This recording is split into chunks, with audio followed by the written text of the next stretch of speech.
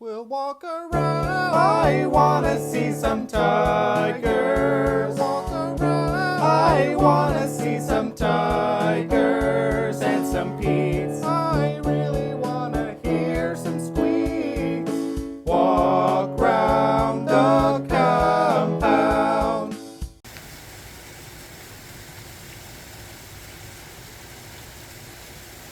Ruby, bless you. Or did like a bug hit your nose? I don't even know. Ruby! Ruby! Ruby! Ruby! Ruby! Mr. Shoes! Oh, Ruby! She was making noise earlier. Maybe not so much now. She's kind of in a little bit of a spooky mood. Little bit of a spooky mood. Gets like, doesn't want me to get too close. Well, I don't know. But she was... Oh.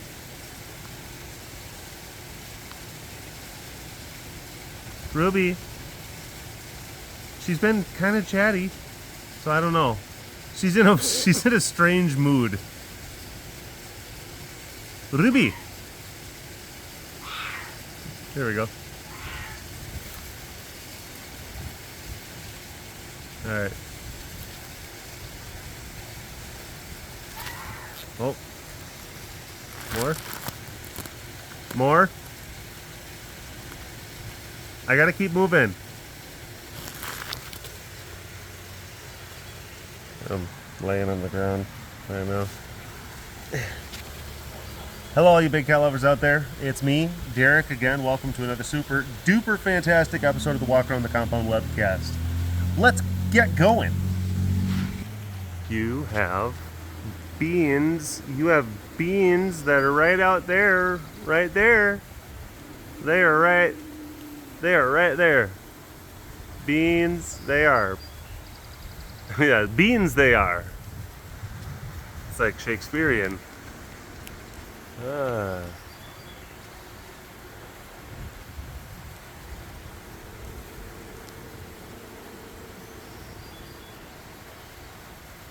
Hello, mister. I was in the cleaning his enclosure earlier. I had to give him a little bit of a finger wag because he was trying to puff up his chest.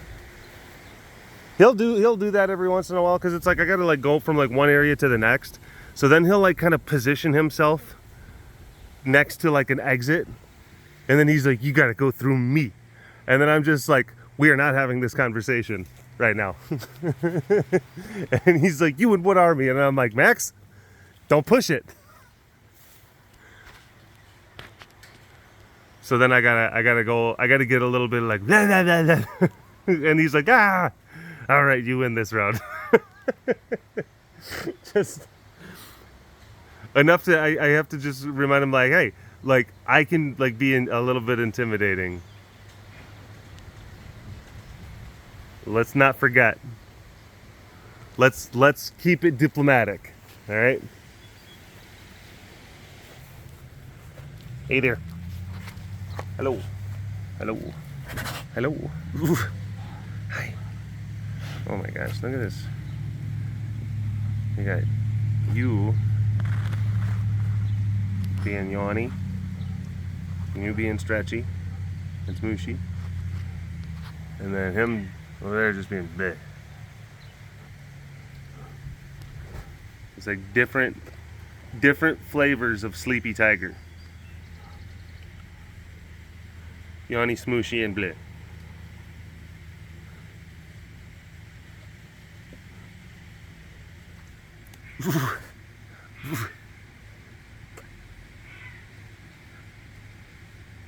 Yeah, I think that's Ruby still. What you doing over there? What you doing over there? Oh boy. Oh boy.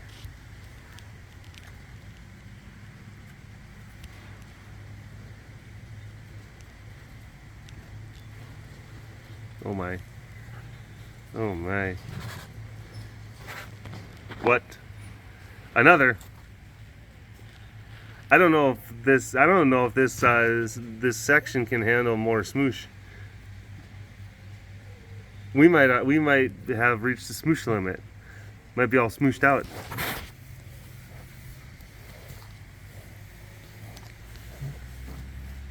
This is a severe case of over smoosh. He's like, we can get some more in there. We can fit some smoosh in there. You just have to believe.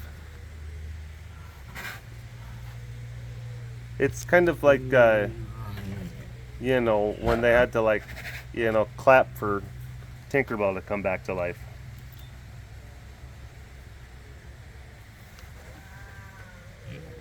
Oh yeah. Yep. Ruby, you're starting to, you're descending.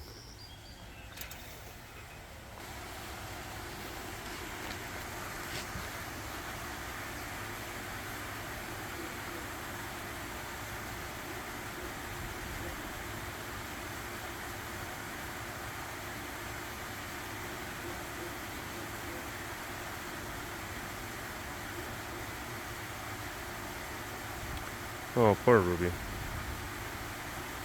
And poor Will, like, he doesn't know what's going on. He has no clue. He has no clue. It's definitely a very Lenny from Mice and Men kind of thing going on. It's why the more secure mesh is in between the two. Yeah.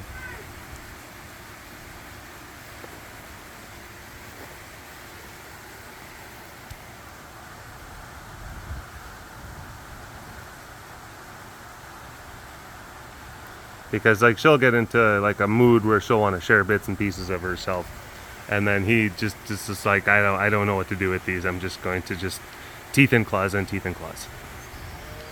And it's just like, no one's doing this correctly. It's not how any of this works. See, why can't they just hang out, be cute, and just squeak? Right? You gotta make such a big drama out of all this stuff. When all, you know, you could just have a content life, just squeaking, just enjoying squeaks.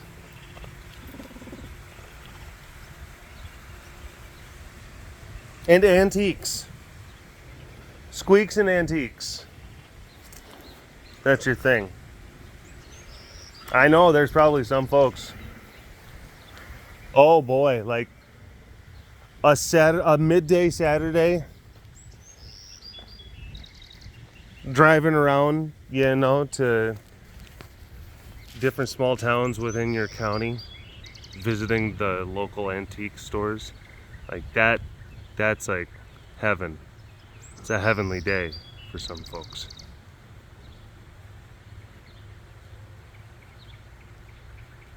I'm good for something like that maybe once every 6 months. Go visit like some antique store type stuff. Now there's difference between antiquing and you know, like consignment store or boutiquing. There's, you know, your different kind of whatever, your tchotchke and knick-knack type stores, especially if it's got like a regional thing, like, oh hey, you know, like, yeah, we're there's a small town in Arkansas that's known for a cave that's got some neat rocks in it. We're gonna make a bunch of stores that really showcase the cave with neat rocks. Welcome to Neat Rock Cave Town. Like, there's a lot of stuff like that, you know. There's a lot of places, and I'm like, I'm down. Like, I'm like, yeah, like, whatever the unique thing is that kind of disambiguates like your area from all the other areas, like, sure, lean into it, celebrate it. I'm all about it. But speaking of antiques, been watching a lot of the British Antiques Roadshow. Just have it on. Well, whenever we're not watching specifically something on either like like one of the streaming platforms, your Netflixes, your HBOs, your Amazons, we'll have like there's a bunch of different like streaming options that a lot of times just come kind of pre-installed onto like your TV. Like I got a Samsung TV, and all it needs to do is just be connected to Wi-Fi, and there's just a bunch of different kind of like internet channels that you just can kind of pick from. I mean, like a ton, like a bunch. And one of the ones we found, all it does is just non-stop episodes of British Antiques Roadshow. That's it. That's the channel. So it's like anytime it's like in between, there's new episodes of Stranger Things, or there's new episodes of Barry. It's like the Antiques, or around a fortnight, Antiques Roadshow is on in between all of that. It just is on in the background in the house. Like that's just the thing that's on. It's been like that for like the last few weeks. It's just a nice thing to have in the background, because it's like every few minutes, like, oh, there's something new, and you kind of guess like, what's that? Oh yeah, it's some decorative bookends. How much do you think that's worth?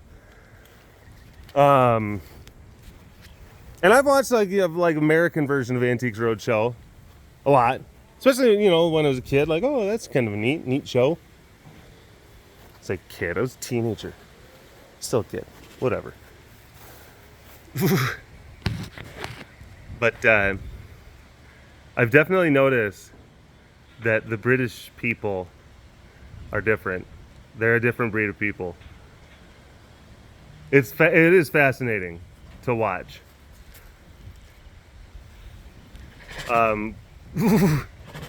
Because one, there's certainly much more to pick from as far as history is concerned. England's been around a lot longer than a lot of other places. Hi, Ren. Melissa says hi. Melissa says hi. Melissa says hi. Are you gonna roll in the grass? You gonna roll in the grass? Looks like you're gonna roll in the grass. Yes, you are. Someone check on Melissa. Take smelling salts.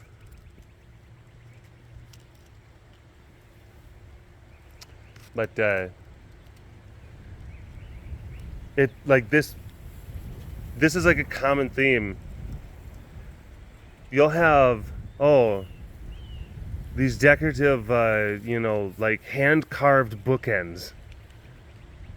There's some decorative bookends from the late 1730s. And these are from the legendary bookend carving artist William Ducatay. And it's from his turquoise period, when he incorporated a lot of turquoise into his bookend carvings. He wasn't quite depressed, he just was slightly glum. So hence he put turquoise. You could see the glumness in his work. It's fascinating.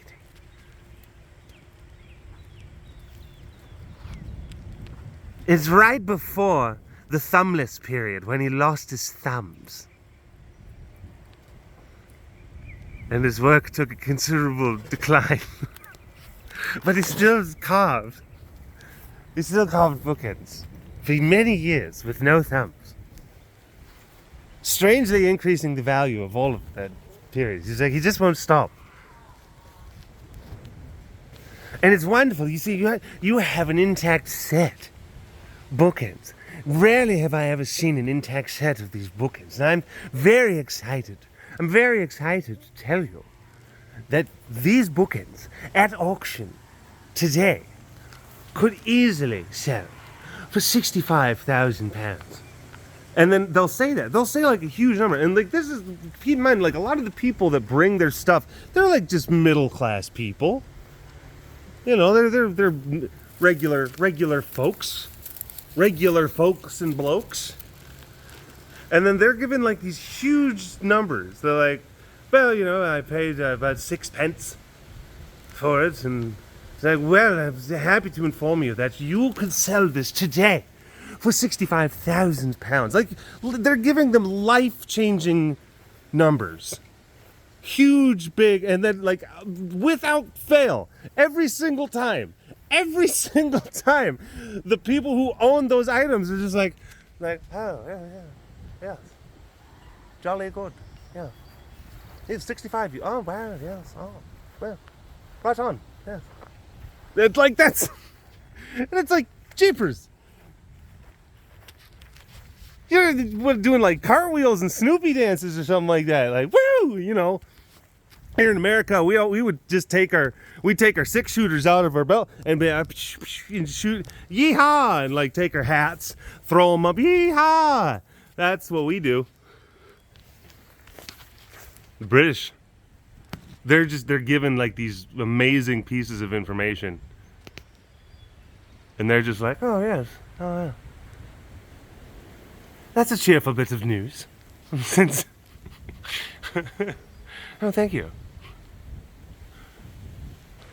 I think that there was wasn't there like an Antiques Roadshow like in America where like the guy,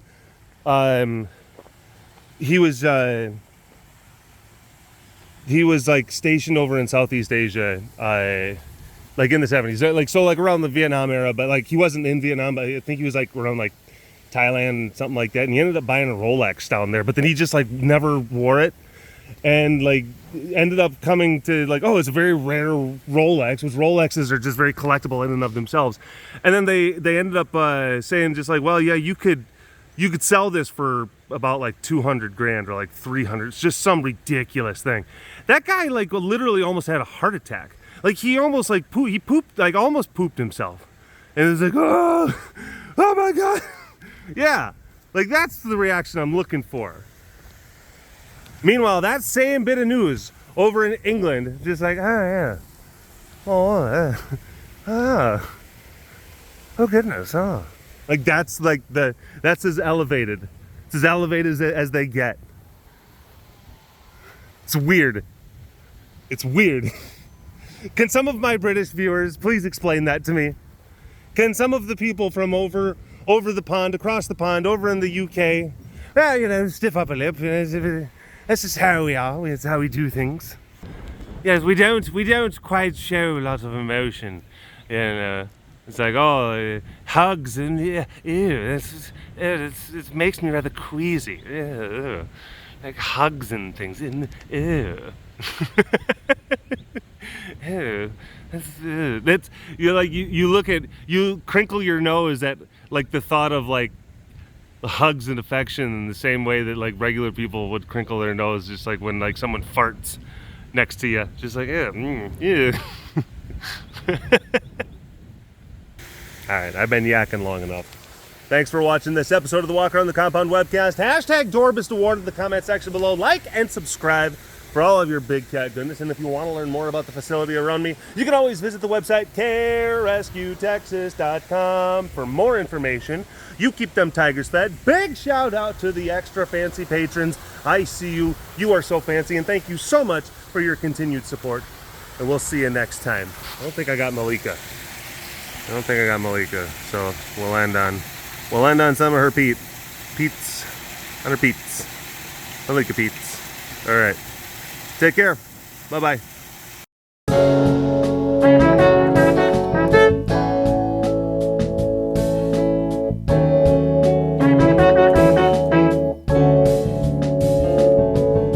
The webcast is now over. Thanks for watching. You should like and subscribe for more Big Cat content.